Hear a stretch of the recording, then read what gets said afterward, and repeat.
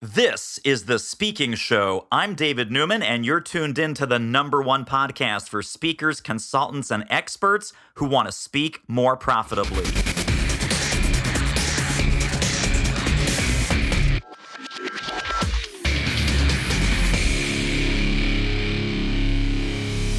Well, you are in for a real treat here on The Speaking Show because I've got Arvee Robinson, superstar to the superstars. Speaking coach, master speaker, trainer, guru, has a ton of experience, has coached literally thousands of people to turn speaking into money. And that's what we're talking about today. Arvee, welcome to the show. All right. Thank you, David. Great to be here. Now, you're doing something that I think is particularly brilliant. I call this the democratizing and popularizing strategy, where a lot of speaker trainers and speaker coaches say, oh, no, you have to have some secret sauce. You need to have decades of training. You're not ready. If you're not a professional, then you can't get on any kind of stage. And you help business owners and entrepreneurs and thought leaders and consultants not only get on stages quickly, but monetize stages quickly. Talk about how that has evolved over the years and kind of what's your backstory that brought you to the work that you're doing today. All right, great. Thank you. Because I did just that. I came out of corporate America. I worked for a big company by the name of Deloitte. And back in the 80s, I'm not a CPA, but I'm a systems consultant. And they hired me to set up financial accounting systems for small to mid-sized companies. And my boss came to me and said, Arvee, I want you to get out there and start speaking and tell people that we're offering this service. Well, David, I took one speech class in college. I was good to go. I knew everything there was to know about public speaking, or so I thought. Well, doors for speaking engagement opened wide for a company that size. And so that wasn't a problem. But the problem was I didn't know what I was doing. And I would step on stage and I didn't get any clients. Yes, I would have my handwritten notes. Yes, I would forget my place. I did everything wrong. Back then, David, you're too young, but back then we had overhead projectors and I would put my overhead upside down. I mean, I did everything possible that you could do wrong, but I didn't know what I was doing wrong. I just knew nobody was coming up to me at the end of my talk and talking to me, and I wasn't getting any clients, no interest. And then one day this woman came up to me. I was like doing the happy dance because I thought, oh, I must have gotten better somehow. And she took one look at me and she said, honey, I hate to tell you this, but do you know that after every sentence you say, okay? And I just stood there and looked at her, David, and the only thing I could think of saying back to her was, okay. But I got it like that I was the problem. That just because I could speak, just because I could flap my jaw, didn't make me a public speaker. And that's what a lot of people do today. They think that just because they can speak, that they can use it to get clients and to be effective, and you just can't.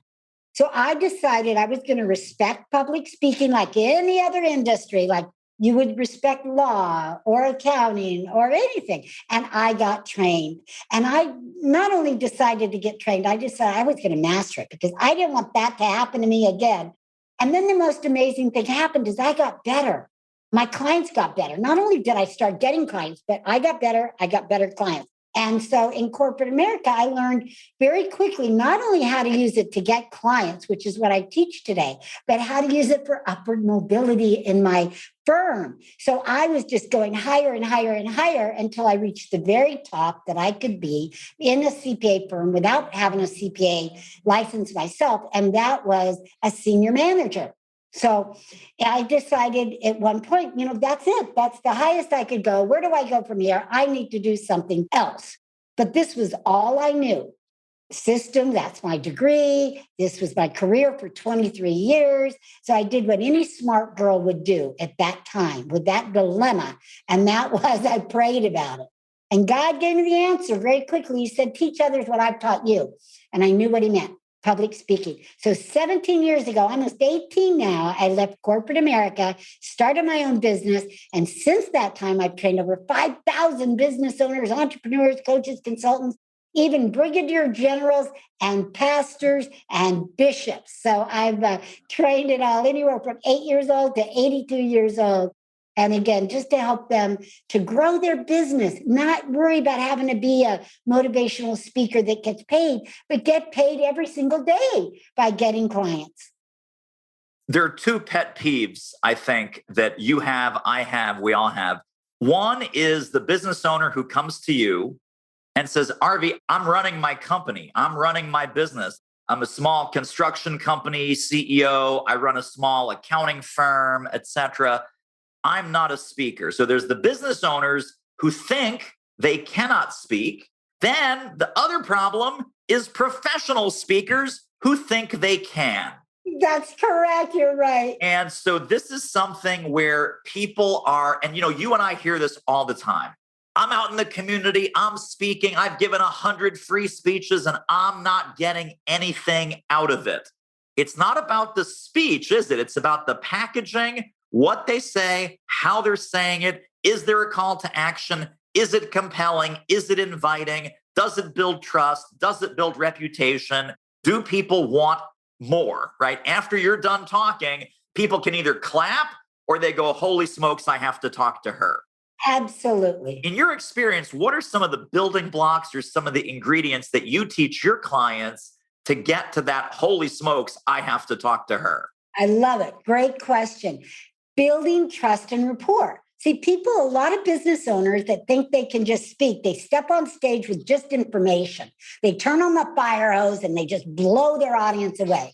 And we don't even know who they are. So the first step is to grab their attention and then from then on, build trust and rapport, build that credibility. You can do that through your professional story, and that's the story of how did you get to be the professional or the expert that you are today, not your backstory of your life or skeletons in your closet. We don't care.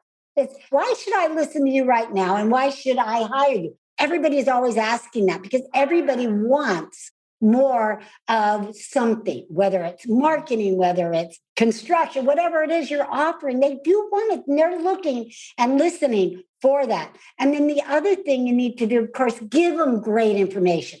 Too many business owners get up there and they do some marketing spiel or some promo spiel. It's all about me and we're in a dozen countries. We don't care. We want to know, what are you going to do for us, for me?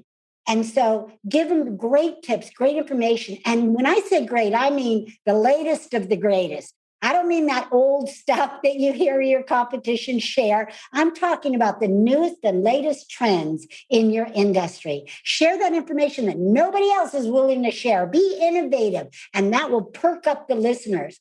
And then the final step is what you said a moment ago, David, and that is a call to action.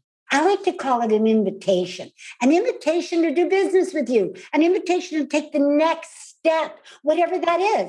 You're probably not going to sell today on stage, but get them into a strategy session or a discovery session or a sample coaching session, whatever your sales and marketing strategy is. That's the next step. And don't try to sell, the whole boat, Yeah. Just get them into one thing, the next step. Totally. So let's unpack each piece of that, because I think, the way that you teach this to your clients and students, it really is a system. Yes. It's not just, here's some random tactics and here's a great opening and here's how to be funny and then close with a joke and a poem. It is an entire end-to-end system. And we talk about this a lot in sales and sales training. People think that they lose the deal at the close. No one ever has lost the deal at the close, and no one has ever wasted their time on a stage at the end. They've not set the foundations for success. They've not planted the seeds. They've not built that trust and rapport from the very first minute that they step on stage. So let's talk about how to take a fairly dry topic. Let's say that you're an estate planning attorney. Let's say that you're a systems management consultant. Let's say that you're some executive at Deloitte who talks about regulatory compliance, right? These are not exciting topics. No, I know that one of your pieces of brilliance is how to take a topic that on the surface, if we were just to talk about the topic in pedestrian terms, would be kind of boring.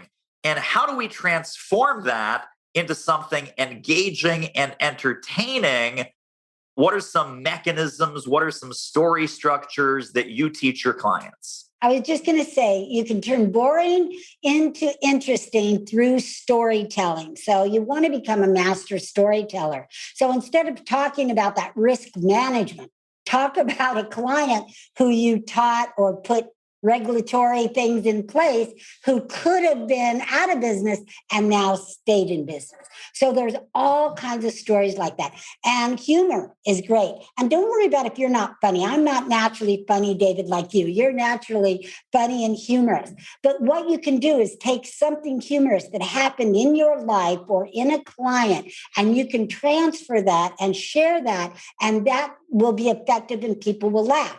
Also, pay attention. Anytime you say something funny and your audience laughs, make a mental note and keep using it over and over and over again. So again, recap: to turn a boring topic into something interesting, the easiest way I know is through storytelling. Hey, this interview is a real moneymaker. If you're serious about ramping up your reach and revenue as a speaker, trainer, or expert, book a confidential speaker strategy call with our team. The link is doitmarketing.com/call. It will be the most valuable 45 minutes you invest in your speaking-driven business. Speaking of value, let's get back to the show. Now, I know that a lot of our colleagues in the professional speaking world, they keep like a story journal or a story bank. Yeah. And sometimes the shortcut to this is to literally sit down for maybe 1 hour with a pad and a pen or your favorite journal and simply write down key stories from your business, from your life, from your company's history, a great client, a funny coincidence, something that happened to a customer. Maybe you were the hero and there was a heroic customer service going way above and beyond.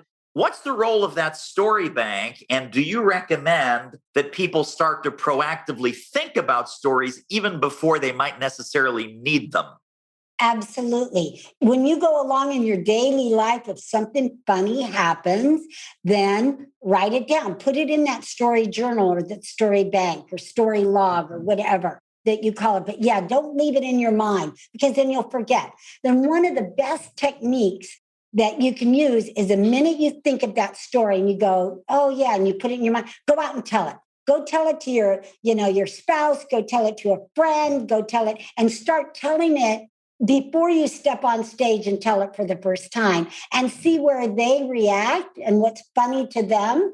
And then you just want to embellish that. And yes, it's okay, ladies and gentlemen, to embellish a story a little bit. It's called storytelling, right? It's not saying, we're not calling it tell the truth here. So you can embellish, that old story with the fish that kept growing bigger and bigger and bigger.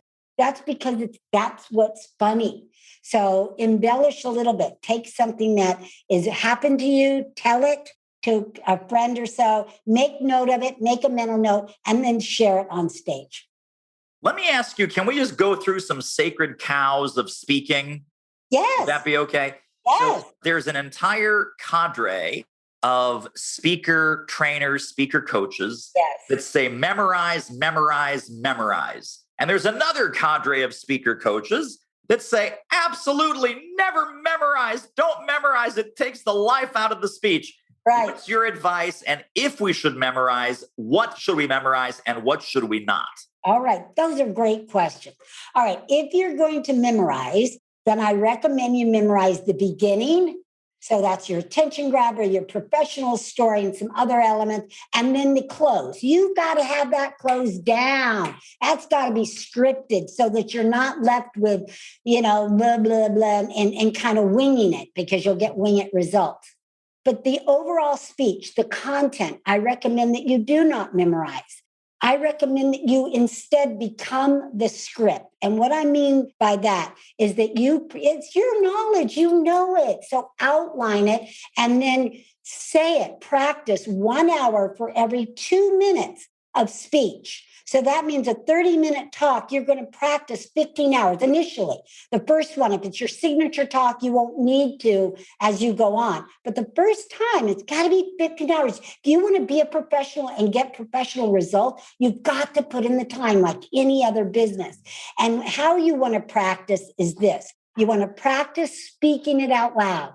Don't practice it driving in your car when you can't do anything or take notes or in your mind. Practice it out loud. Hear yourself. It's like that song that was on the radio so often that you started singing it. You didn't plan on memorizing it. You just became it and you're singing it along. That's what you want your speech to do and to be. And the beauty of that, David, is because you're no longer a prisoner of your own words. So you know it inside and out. So if you get this feeling when you're on stage, like someone needs to hear a story that you weren't planning on sharing, then you're free to do that and are able to come right back to your speech without a hitch. Now, Yes. a little technique though. Let's say you forgot. Let's just say you went over there because someone felt like they needed it and you totally forgot. This is a great technique. All you do is tell your audience, where was I? I wanted to share that story because someone else needed it, but where was I? And they tell you because they're taking notes and paying attention, and you simply go, great, I just wanted to make sure you were paying attention.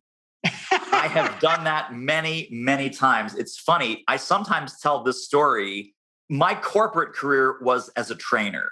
So when you have a training manual, you're literally, okay, let's everyone turn to page 3 and we're going to do blah, blah, blah, blah, blah. Everyone please turn to page 7. Okay, we're doing this. Well, as I was having my 10-year corporate training career, I would do exactly what you're talking about. I would go off on tangents. I would riff. I would rant. And God bless these poor corporate training students that I had. They would sometimes look up, Arvee, they would look up at me and they would go, what page are we on? And here's my standard answer to them. I said, we're not on a page, we're on a concept. I'm trying to teach you some extra stuff. I'm trying to, deepen your experience here. And they were still confused. They would look up at me, they go, well, what page is the experience on? I'm like, no, it's not on a page. It's in my brain. Okay, back to page 9. But literally, and so the joke that I tell today is this is why I'm a speaker and not a trainer, because a speaker can go on these tangents and bring in additional value, additional stories, additional reinforcement for your points. That's right. Oh, I love that story. So what do you think? Slides or no slides? Another big debate, another firestorm. Oh, real speakers don't need slides. Or, oh my gosh, you want to tap into your visual learners, you always need to have slides for the group that needs visuals. Thoughts on PowerPoint or visuals? I'm so glad you asked that because a lot of my clients ask the same thing. When you're doing live and you are in somebody else's room, you are a guest, then no slides, especially if it's 30 minutes or less. No slide. Why? Because you don't have enough time to connect to your audience. If you're constantly moving, constantly changing something, you're disconnecting from your audience every single time you do that, right? And it's hard not to, even if you're trained, it's hard not to. If, however, you're in your own room and you are doing a training session, and maybe it's a 3-day seminar, then absolutely the visual learners need slides, but you don't have to use them, the whole time. You can use them as you will. So training, your own room, slides if necessary. But if you're on somebody else's stage and you're a guest and you have 30 minutes or less, no. Now, we've seen these multi-speaker stages often, and they do use slides for selling when they have an hour to 90 minutes. That's okay because you have a lot of time to build connection and build trust and rapport with your audience. But we're seeing, David, one of the trends I see, and you've probably seen it too, is speaker time is getting smaller and smaller, shorter and shorter, because there's just too many boring speakers out there and too many ADD people in the audience. So we don't have that luxury of 90 minutes or an hour any longer. That's usually 30 minutes. So no slides. Now, having said that, in the virtual world, it's changed a little bit. And that if you do have 30 minutes or more, you do want to add slides videos, and some interesting things. Otherwise, you can get very boring, especially in gallery view, if you're just a little square sitting there bouncing up and down. Right. So, but if you have 15 minutes or less, no slides. Again, no slides. So 30 minutes or more in a virtual world, slide. But here's what I like to do. Here's the trick. It's not the whole time.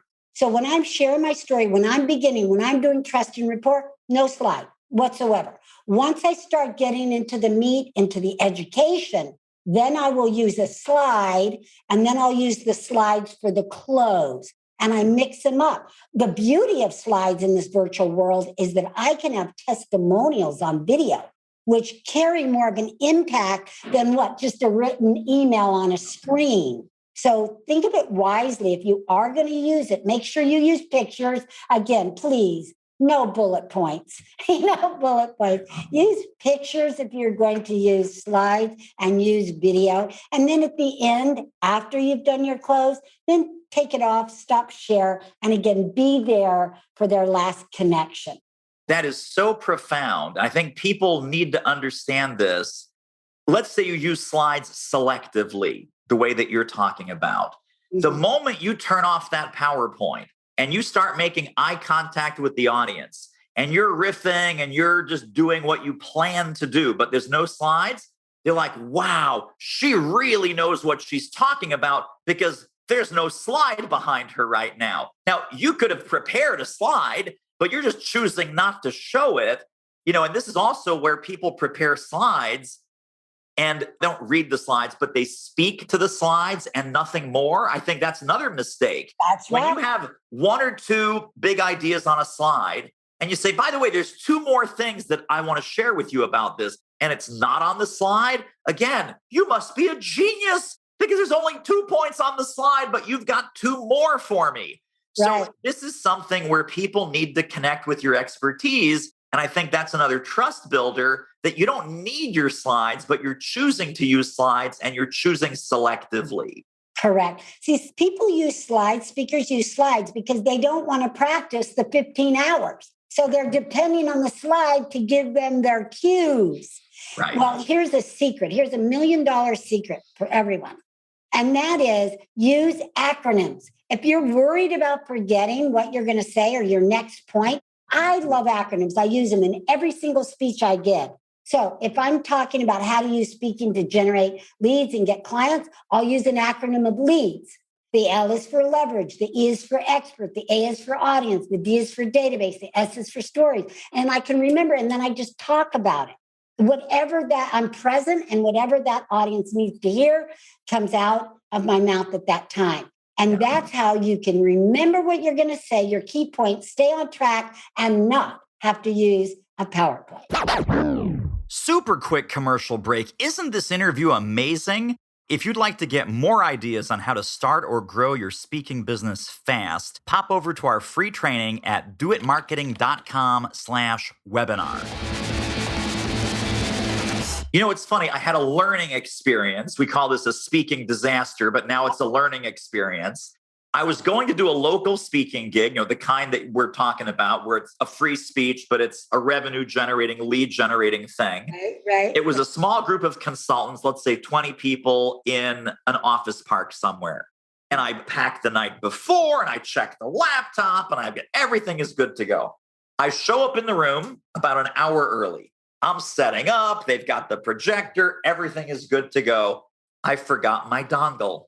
I forgot my little VGA adapter. So I am losing my mind because at this point, Arvee, I'm thinking, I can't do a presentation without slides. I literally get in the car because I had enough time. There was a Walmart about 2 miles down the road. I pull into the Walmart. I go to the AV section, to the computer section. I need a dongle for my Mac and blah, blah, blah, blah, blah. Guy's like, sorry, sir, we don't have it. Oh, no. I'm like, okay. Looking at the watch, it's like, 8:35. I'm supposed to start at 9, go back down the road, walk in. There's people now milling around. Hi, how are you? I'm back. I do the presentation with no slides. It was one of the best presentations of my life.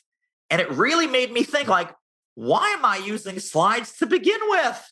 It's Good. like every story I knew, all the points I had in my head, because again, following your advice, we Practice. familiarize, we don't memorize. Right. And people felt they were in the presence of some kind of guru. It's like, look, he's not using slides. Since then, on the few occasions, because I like using slides, but on the few occasions where I choose not to, I will sometimes go into a room and I will say, folks, I have the first great piece of news today. I am not using PowerPoint. And the room explodes in applause. Literally, the room, like, oh my God, this is going to be so great because people are PowerPointed to death. Yes. And when you say, I'm not using slides, they're like, oh, thank goodness someone's really going to have a conversation with us. Right. Oh, excellent. Great. And I bet you were all nervous and I was freaking out. I was freaking out. for your presentation, but I'm glad you pulled it off and you probably made a lot of sales that day. Well, we certainly had a lot of conversations and a lot of leads and consults for sure. Now, let's talk about that because I think this is another area where people are genuinely afraid. They're like, Arvee, I just went into a room. I just built all this rapport. I built all this trust. I added all this value. Now I'm making an offer. That feels slimy. That feels tricky. That feels pushy. That feels weird. And you and I both know, of course, that it's a perfectly organic, natural extension of wanting to help the audience. How do you get people over that fear of here's the presentation part, and then, here's the sales part or the invitation part that I'm afraid of? Okay, great. First, again, we go back to building that trust and rapport and really coming and showing up, knowing that you have that message to share that only you can share to people that can only hear it from you. And that message will save somebody's life, their business, or even their soul in the room and in their suffering. So when you show up like that, it's not about selling anymore. It's about, okay, I'm showing up. Somebody here in this room needs me. I'm giving them hope, but they need transformation. And how are they going to get the transformation? That's done over time. That's done through a coaching program. That's done through working with you, right? So at the end, then it's a natural progression, like you said, of a well-delivered presentation and a well-designed presentation. Again, I teach people a system to do that only because I came out of the systems world. But that's a natural progression to a well-delivered speech. Well, and you also have to think about of how much service are you being to an audience if you leave them without the next step. I love what you said about what do you want that next best step for them to be? Is it a consult? Is it an opt into something? Is it something additional that they can take away that would help them implement what you just talked about? That's sort of the curse of the professional speaker and even the non-professional speaker. After 30 minutes or 45 minutes or even 90 minutes, all we've done is talk. We have not caused a transformation. The next step is the gateway to the transformation, correct? Right, absolutely, because you cannot transform anybody in 30 minutes. It's not going to happen. You can make them aware that they need that transformation and they need your help, but you're not going to do it. I don't care who you are as a speaker. That's not going to happen. So remember, you're only inviting them. You're not selling, you're inviting them to get transformation. You're inviting them to get more of you. And again, an invitation does not have to be a close for a program or an event. It can be for something for free. You can use it to build your database so that later you can drip market on them later. Right. So there's lots of different closes. So a lot of my business clients, I just tell them, just say, if you have any questions, come and see me. If it's a live event, I'm going to be standing right here. If you have any questions, come and see me and I'll be happy to answer them. Well, those are your hot leads. Those are people that got up and came and talked to you. They're your hot leads. Those are the ones you're going to schedule strategy sessions with or discovery sessions with and close them later over the phone. Right. I think that takes so much pressure off the speaker. And in our sales training, we call this the sale of the moment. We don't teach it in the speaking way that like you do, but we say, okay, let's say you have an initial meeting with a prospect. You're not there to sell them. The sale of the moment is, I would like to ask you some questions about your situation, right? The next sale of the moment is, right, whatever that logical stepwise path from initial contact to signed contract. But like you say, you have to have a process for that. You can't wing it. You can't make it up on the spot. You need to be trained on how that process and system works, which is where your brilliance comes in. So I've got two final questions for you. The final question is, I think we have some gifts and some cool resources for people. Want to hear about that. Before we get to that, though, if people were to take one overarching concept from our conversation today, really about the power of speaking as a business development tool, what do you hope that overarching concept would be? Build trust. Well, actually, I have two, but build trust and rapport first. Always build trust and rapport. Love on your audience. Make them feel good about being there. And there's lots of ways you can do that through your story, but also through please and thank you and looking them in the eye and being kind. The second concept, though, is storytelling. Those two, if you didn't do anything else and you just did those two, you'll reach further than most business speakers. Love it. So Arvee, how can people get connected and stay connected to more Arvee Robinson brilliance? Where can we send them? What kind of gifts do we have? And we're going to put all of this in the show notes right below this episode, but walk us through where people could go. All right, I'll be happy to. Well, I am on all social media, so you can always find me there. My name is spelled Arvee. It came from my mom and dad's initials, Ray and Vivian. And so they made it a name, so it's Arvee Robinson. And you can go to my website, which is Arvee Robinson, and I have some really cool videos there that you can just opt in and get videos. I have 52. You can get one a week there, real short, 30 seconds. But also I want to give you a closing script because, again, we need that closing script in order for you to actually, after you build the trust and rapport and tell stories, actually to get the clients, the leads, and the prospects. So just go to arveerobinson.com/free closing script. And that's it. arveerobinson.com free closing script. There's 5 different closing scripts there that you can just say, memorize, read virtually and or live. That'll work for you. Love it. So we're going to have that in the show notes right under this episode. You can click on it. You can stop the car. You can do this on your phone right now. arveerobinson.com/free closing script. Very, very generous of you. Thank you for being with us. This was such a joy and a pleasure. We have to have you back. We have all of our favorite people back on the show. We could literally talk for hours, and we will next time. Yes, we could. And thank you so much, David. It's just so much fun being with you. Well, that wraps up another episode of The Speaking Show. Hey, tell you what, if you like us, rate us and review us on iTunes. Subscribe. Tell a friend. Go grab the notes and downloads and extras at thespeakingshow.com. See you next time.